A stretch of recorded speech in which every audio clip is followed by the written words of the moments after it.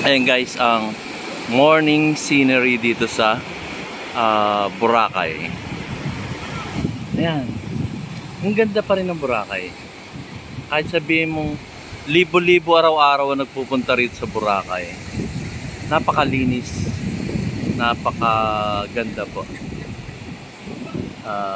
Siguro may makikita kayong dumi, pero ito mga ano to yung mga seaweeds na tuyo na dala rin sa Pangpang. Pero overall, napakaganda po ng Boracay. Yun po ang aking ranging from 0 to 100%. Sa akin ang Boracay is 95% para sa akin. Bakit hindi perfect? Siyempre hindi naman perfect lahat Walang perfect dito sa mundo. So gigradean ko tong si Boracay ng 95%. Siguro magiging 100 lang yan kung araw-araw may maintenance dito sa mga seaweeds na to. Pero overall 95% siya. Diba? Ang ganda. Oh. Maga pa lang may naliligo na. So ayan. Ako hindi ako naka-GoPro. Naka-cellphone lang ako. Hawak-hawak ko lang yung aking cellphone. So ayan. Ganyan-ganyan lang ako mag-vlog guys. At wala na akong pakeme-keme. Yung mga music, mga introduction na mga haba. Ako, see is to kumbaga, what you see is what you get here in Boracay. At lahat ng mga vlog ko. So, pakita ko lang sa inyo. Ayan. Ayan. Maganda, di ba? What you see is what you get lang. Wala na ako yung mga music pa. Pampagulo lang yung music. Ewan ko sa iba kung gusto nila ng ganun, pero ako kasi hindi. Sa akin lang, diba? Tanong pa bang music? Hindi na, diba? What you see is what you get. So kung ano nakikita nyo, yun lang ang makikita. Allergy ako sa sa music.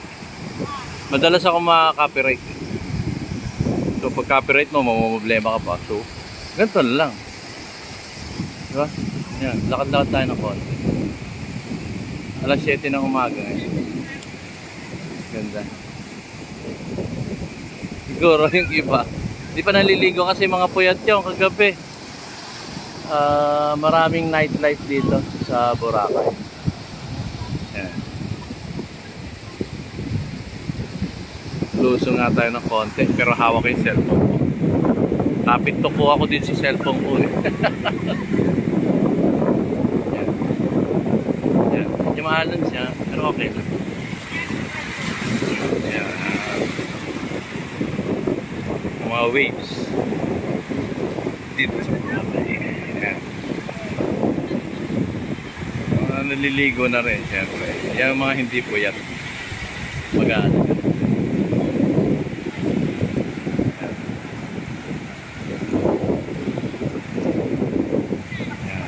Picture sila. Ayan, lumitaw ng haring araw. Sunrise. Ayan na si sunrise. Ito sa Boracay. Ayan. So, maya uli guys. At baka mabitaw ako sa cellphone ko. Wala ako yung pang-vlog. Ito lang ang gamit ko pag-vlog. Ha? Ganda. Mga waves yan. Waves.